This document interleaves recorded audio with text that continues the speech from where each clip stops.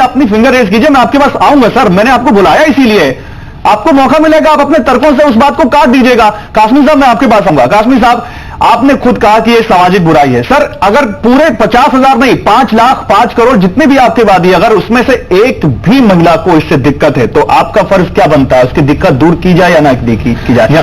और मेरे सवाल सुन लीजिए, और जैसा कि मैंने आपको कहा कि बहुत सारे धर्मगुरु या बहुत सारे आपके रिलीजियस लीडर इस बात को डिफेंड करते देखते हैं टीवी पर, टीवी के बाहर, चाहे वो हलाला प्रथा हो, चाहे वो 3 तलाक हो, चाहे वो पॉलीगमी हो, आप नहीं करते होंगे। तो ऐसा क्यों लगता है कि आपकी कम्युनिटी के लीडर्स के बीच में ही एक बड़ी कंफ्यूजन है, एक बड़ा कम्युनिकेशन गैप है, जो कहीं ना कहीं बताता है कि आप लोग खुद नहीं तय कर पा रहे कि क्या होना चाहिए, क्या नहीं होना चाहिए? जवाब, ये एक कंफ्यूजन फैलाया गया है इस्लामिक जो ये टर्म है, कहा जाता है तलाक या हलाला या इन चीजों के मुतालिक, सरासर ये सब बेबुनियाद बातें, कहीं इसका कोई प्रैक्टिस नहीं है। इस सिलसिले में अगर इसका बैकग्राउंड देखें तो बीजेपी के प्रवक्ता यहां मौजूद है, वो भी कान खोल करके सुन लें कि आज से 6-7 महीना पहले बीजेपी अपने hidden agenda uniform civil code को सामने लाने के लिए उसने ऐसा किया कि सबसे पहले एक तलाक, खबर नहीं पाते, 3 तलाक व्हाट्सएप पे दिया जाता है, फेसबुक पे दिया जाता है, फोन करके दिया जाता है, मुझे मालूम है, मुझे फैलाई जा रही है, मालूम है ये सब कैसे कैसे हो रहा है और कहां से हो रहा है और क्या आप सर्वे देंगे वो सब मुझे पता है। मुझे बोलने दीजिए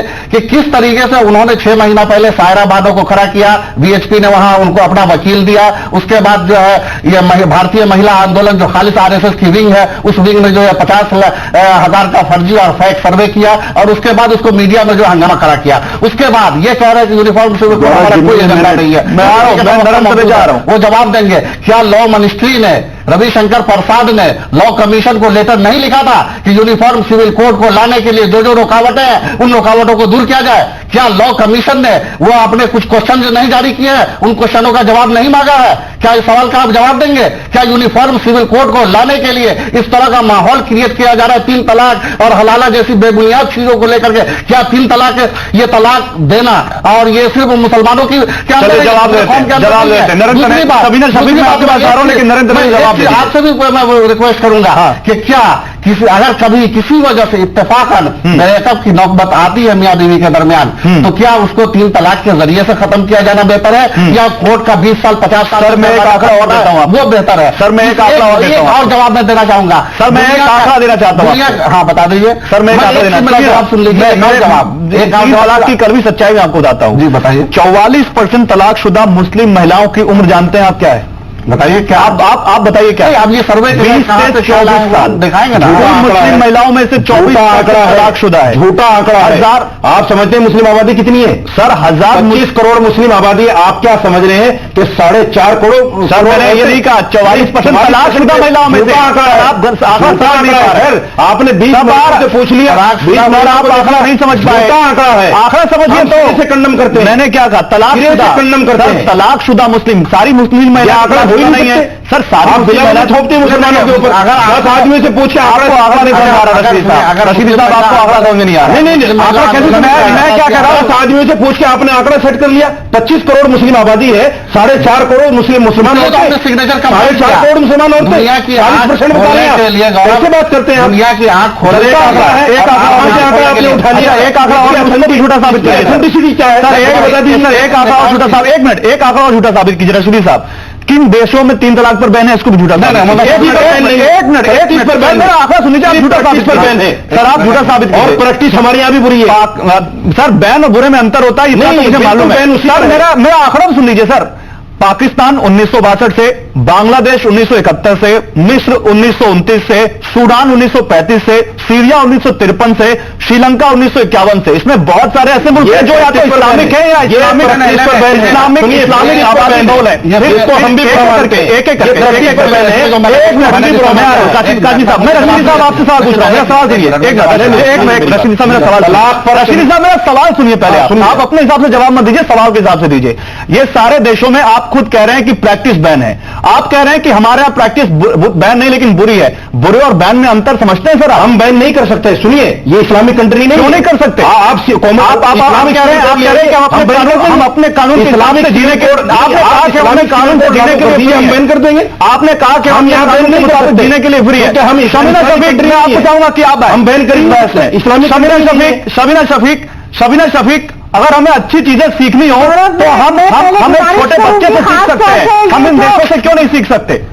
मैं इन देशों का आ रहा हूँ, मैं आ रहा हूँ। शबना शफीक। गौरव, मैं गुजारिश करूंगी आपके पैनल पे बैठे हुए खास तौर से मर्दों से कि वो खामोश रहें और इतना बातदार रखें कि औरतों की बात सुनना सीखें। आप पहले समझिए कि ये बार बार जो ये बात कह रहे हैं कि ट्रिपल तलाक तो साहब जायज है। ट्रिपल तलाक बेशक जायज है, दुनिया की कोई ताकत इस्लाम में ट्रिपल तलाक को मना नहीं कर सकती, मगर ट्रिपल तलाक जिसको 3 तलाक कहा जाता है तरीका जायज है। तरीके की यहाँ बात है, तरीका तलाक ऐसन का तरीका है जहां पर पहली तलाक वो भी पहले आपस में दोनों में म्यूचुअल पार्टीज बैठती है, कोशिश की जाती है कि समझौता हो, नहीं होता है तो पहली बार तलाक। अरे यही बात हम कहते हैं तो पूरी सर उनकी बात कोई सर आपकी बात सर उनकी बात सुनने दीजिए। मैंने रिक्वेस्ट की आपसे कि आप बीच में बोले। आप कहना आप सुनना नहीं चाह रहे, आप सुनना नहीं चाह रहे, प्लीज रेस्पेक्ट कीजिए। तमीज होनी चाहिए आप लोगों को। मौलाना साहब प्लीज मुझे मजबूर न कीजिए, मैं आपकी ऑडियंस करूँ, उनकी बात को बताते हैं आप लोग। अब ये कह रहे हैं कि साहब ट्रिपल तलाक जो तलाक बिदा है, जब एक बार में मर्द शराब, ये कहते हैं शराब हराम है। मैं पूछना चाहती हूं कि एक मर्द जब शराब पी के एक बार में 3 बार बोल देता है अपनी बीवी को और घर से बाहर निकाल जाता है, तो जो चीज हराम है उसमें दूसरी गलती करता है, उसको आप सही कैसे मान लेते हैं? ये अपनी बात को जस्टिफाई करने के लिए वाली अथॉरिटी है, ये उसको चैलेंज नहीं करने देना चाहते। जहां पर पैनलिस्ट देखिए मोहतरमा, इन्होंने इतनी गलत बात कही है, इन्होंने कहा है कि 3 तलाक जो है अपना स्टैंड क्लियर कीजिए। आप लोग बात कर रही है यहाँ पर, आप आइए, मैं आपको एक बार दे देता है, आपका क्या स्टैंड है? 3 तलाक हो जाएगी, 1 तलाक होगी, 1 तलाक नहीं होगी, क्या स्टैंड क्लियर कीजिए? भी आज हो रही है, नहीं आप क्लियर कीजिए, बंद करने में मेरा क्वेश्चन क्लियर करवाइए। उनकी बात पूरी हो जाए। प्रॉब्लम का सोल्यूशन हम लोग खुद सवाल सुन लीजिए, काफी साहब आपसे एक सवाल पूछना चाहते हैं। आप अपना स्टैंड क्लियर कीजिए, सारा मसला खत्म हो जाएगा। आप ये क्लियर कर दीजिए, आपने जो कहा कि कोई शराबी अगर या किसी भी हालत में कोई 3 तलाक दे देता है, आपका स्टैंड क्या? अगर कोई 3 तलाक दे देता है, नहीं देना चाहिए, गलती की उसने, 3 तलाक दे दिया, लेकिन अगर दे देने के बाद अब क्या होगा? मसला क्या होगा? क्या तीनों तलाक वैलिड हो जाएगी, तीनों तलाक अनवैलिड होगी, या एक तो 3 में से एक वैलिड हो? जवाब दीजिए, काफी साहब जवाब दीजिए। उसको पहला तलाक दिया जाए और इद्दत का पीरियड दिया जाए। आप औरत को मिलेगा, आप नहीं कर रही है, अपना स्टैंड क्लियर नहीं कर रही है।